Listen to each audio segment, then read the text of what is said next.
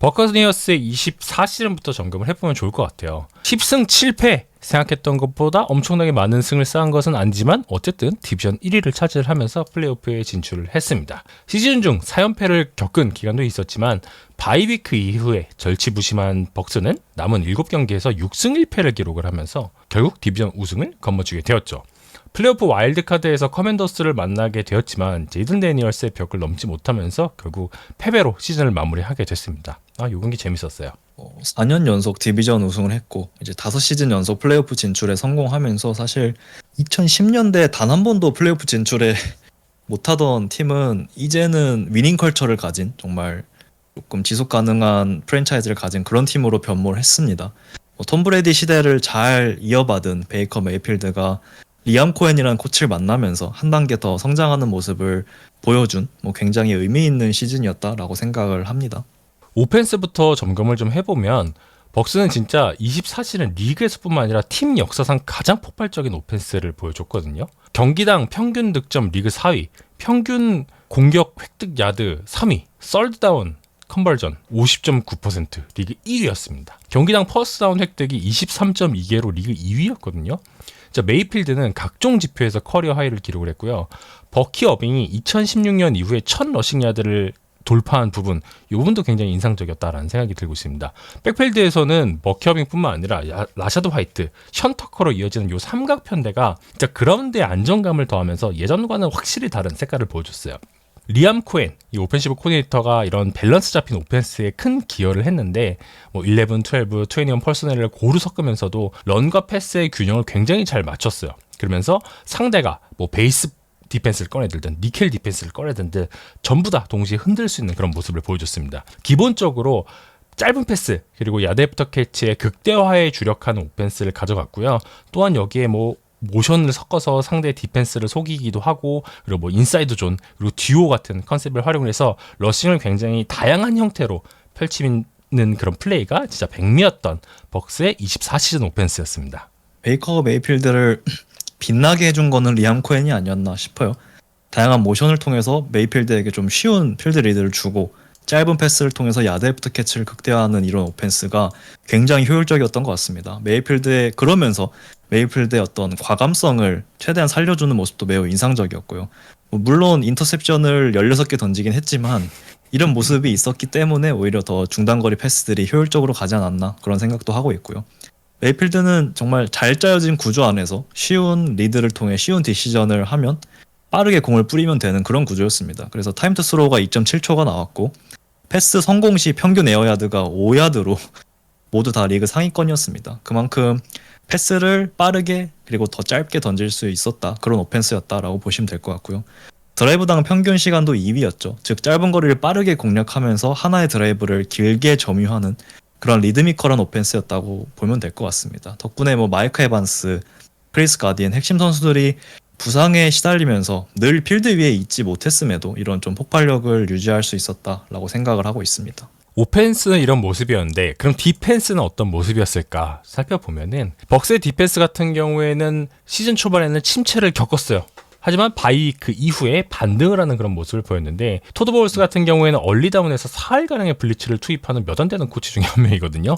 정말 공격적입니다. 런 디펜스는 굉장히 압도적이었어요. 비타 베아의 원갭 컨트롤이 진짜 핵심이었는데 베아가 많이 뛰었을 때랑 많이 뛰지 못했을 때가 있었거든요. 많이 뛰었을 때는 시즌 후반이고요. 많이 못 뛰었을 때는 시즌 전반입니다. 그때 버커니어스의 디펜스 퍼포먼스가 완전히 달라요. 베아가 시즌 후반에 평균 7할 이상 스냅에 참여를 한 경기들이 있었거든요. 바이위크 이후부터인데 야드 퍼 캐리가 4.6야드에서 3.4야드로 줄어요. 디펜스가 그만큼 방어를 잘했다는 얘기죠. 개선이 정말 잘 된 모습이었습니다. 워낙 후반에 압도적이었기 때문에 시즌 전체로 놓고 보아도 경기당 러싱 허용 라드는 리그 상위 5위에 해당됐습니다.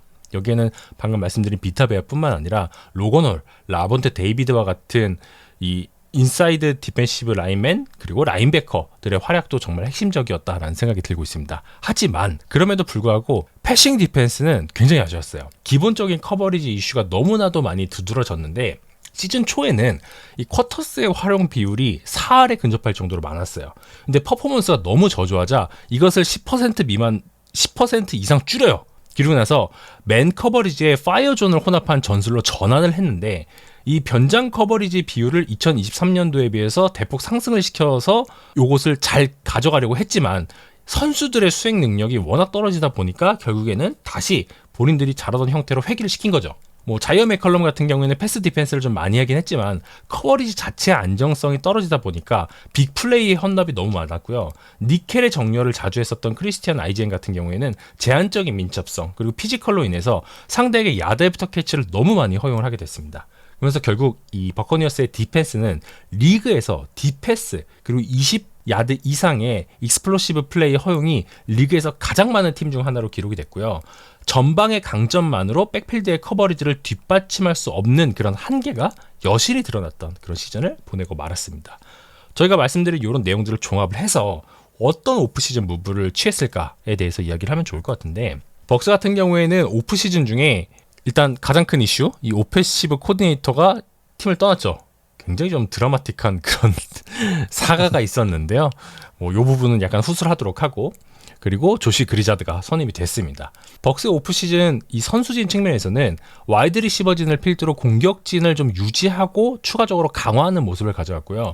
수비진 같은 경우에는 구조적으로 개편하는 그런 목표를 가지고 오프시즌을 치렀어요. 에디님께서 보시기에는 어떤 부분들이 좀 눈에 많이 들어오시나요? 일단 핵심 코어들 뭐 크리스 가딘을 비롯해서 가드 뭐 벤 브래드슨까지 재계약을 하면서 기본적으로 작년에 좀 셌던 그런 코어들 다 지켰고요. 거기에 1라운드에서 와이드 리시버 오하이오 스테이트 에메카 이부카를 지명하면서 이제는 좀 나이가 든 에반스 그리고 조금 이제 부상 이슈가 있는 크리스 가딘의 이 듀오를 뒤를 대비하는 선택을 했습니다. 뭐 디펜스에서도 원클럽맨이 이제 라본테 데이비드와 1년 연장 계약을 맺었고요. 데이비드의 원래 짝이었던 이제 또 다른 라인베커 KJ 브릿이 팀을 떠난 자리에 앤서니 워커라는 선수를 또 영입을 했습니다. 그 외의 주전 선수들은 다 유지가 된 상태이고 작년에 부실했던 이 패스 디펜스를 조금 강화하기 위한 움직임으로 패스러셔, 엣지죠. 조금 재치에서 문제가 있었던 하산 레딕을 영입을 했고 드래프트에서 코너백들을 좀 많이 수급을 했습니다. 뭐 제이콥 해리시, 벤자민 모리슨 이런 선수들을 또 지명하면서 어쨌든 본인들의 약점이었던 이 패스 디펜스를 확고하게 좀 개선하고자 하는 그런 의지가 보인 오프 시즌이었다라고 생각을 하고요. 여담으로 이제 언드래프티로 464파운드로 조금 굉장히 큰 사이즈로 유명했던 이 플로리다의 디펜시브 라인맨 데스몬드 왓슨까지 영입을 하면서 나름 화제가 되기도 했습니다. 물론 이 선수의 어떤 감량 이슈 때문에 아마 53일 로스터에는 들어가지 못할 가능성이 높지만 오프 시즌에 그래도 혹시 프리시즌의 경기를 나온다면 한번 유의 깊게 지켜보시면 재밌을 것 같고요. 기본적으로 작년 전력에 비해서 좀 플러스 오펜스 디펜스 다 좀 플러스 됐다라고 저는 평가할 수 있을 것 같습니다. 야, 464파운드면 거의 210kg잖아요. 굉장한데 라는 생각이 들고 있습니다. 그래서 이런 내용들을 중심으로 해서 2025 시즌 어떤 부분들을 주목하면 좋을까? 제가 코칭 캐러셀 방송에서 언급하긴 했지만 전임자의 이적 사가는 역대급으로 드라마틱했거든요. 그 방송 올라가면 꼭 들어주시면 감사하겠습니다. 결국 리암 코헨과 작별을 하고 말았어요. 벅스 입장에서는 사실 뒤통수를 맞은 거거든요. 어찌됐든 버스는 떠났고 구단은 기존 전력의 연속성과 철저한 시스템의 유지 그리고 플레이북에 대한 빠른 적응을 위해서 조직 내 인사를 승격하는 형식을 선택을 했습니다. 전체적으로는 거의 유사하긴 한데 제 딴에는 보다 러싱 플레이의 볼륨이 조금 더 확대될 것 같고 동시에 리그 트렌드에 맞춘 시프트 또는 모션을 활용한 공간 창출이 기대되는 상황이거든요. 그래서 에드님께서 평가하시기에는 어떤 부분들을 좀 주목해서 보면 좋을지 말씀해 주시면 좋을 것 같네요. 어쨌든 뭐 아주 복잡한 이적 사가가 있었지만 버커니어스도 이런 좀 갑작스러운 상황에서 뭐 램스의 오펜시브 어시스턴트도 인터뷰하고 뭐 바이킹스의 오펜스 어시스턴트도 인터뷰하고 이러면서 여러 가지 각을 좀 봤는데 결국은 내부 인사 패싱 게임 코디네이터였던 이 조시 그리자드를 임명했습니다. 뭐 여담으로 베이커 메이필드는 지금 버커니어스에 온 지 3년 연속으로 새로운 코디네이터와 시즌을 치르게 됐어요.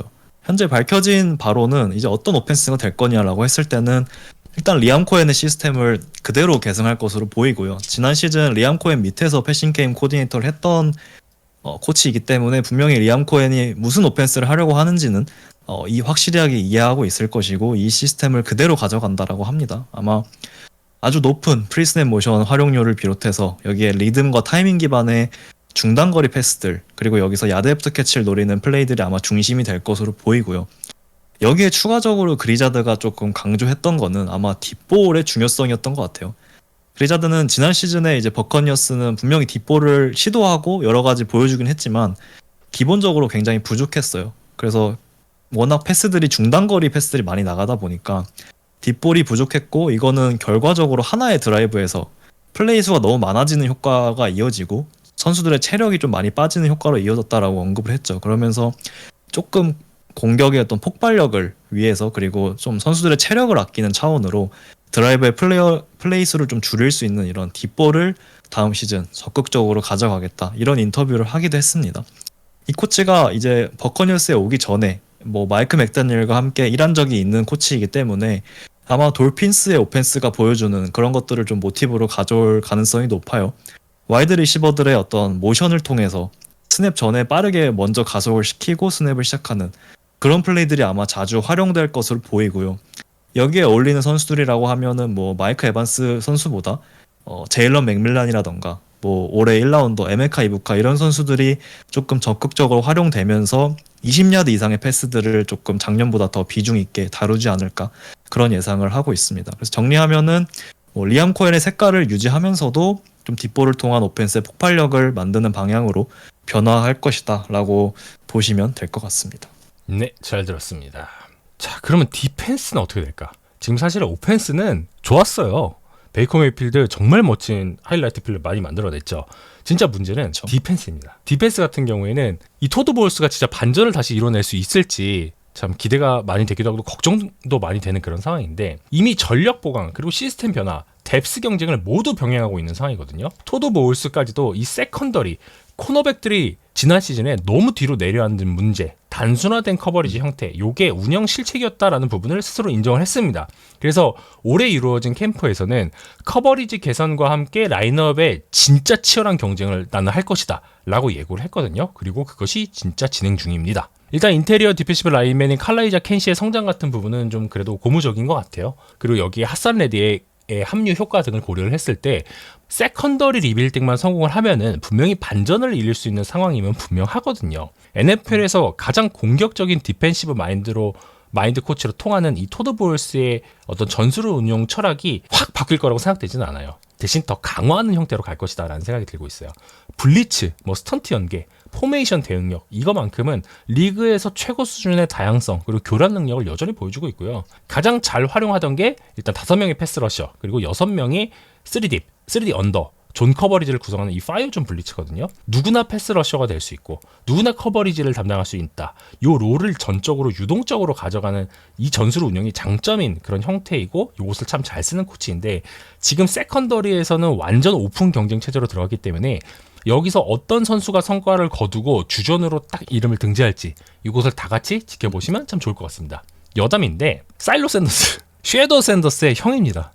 디온 샌더스의 아들이란 뜻이죠. 그래서 이 선수가 지금 엄청나게 치열하게 경쟁 중이래요. 언드래프트 프리에이전트로 합류한 선수거든요.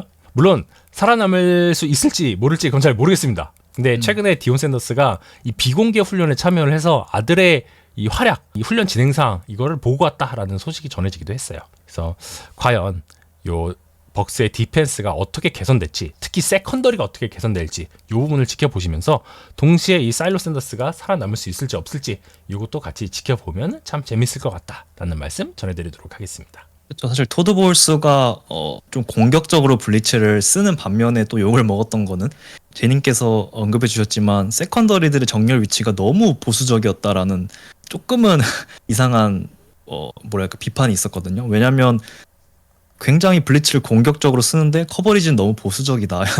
이런 문제가 있었고 결국은 본인이 인정을 했죠. 이거는 운영 실책이었다라고 인정을 했고 또 제이님께서 말씀해 주셨지만 누구나 러시아가 될 수 있고 누구나 커버리지를 할 수 있다라는 이 철학 때문에 사실은 비타베아를 비롯해서 좀 디펜시브 라인맨들이 좀 과하게 커버리지 드랍을 하는 맞아요. 경우가 굉장히 많았어요.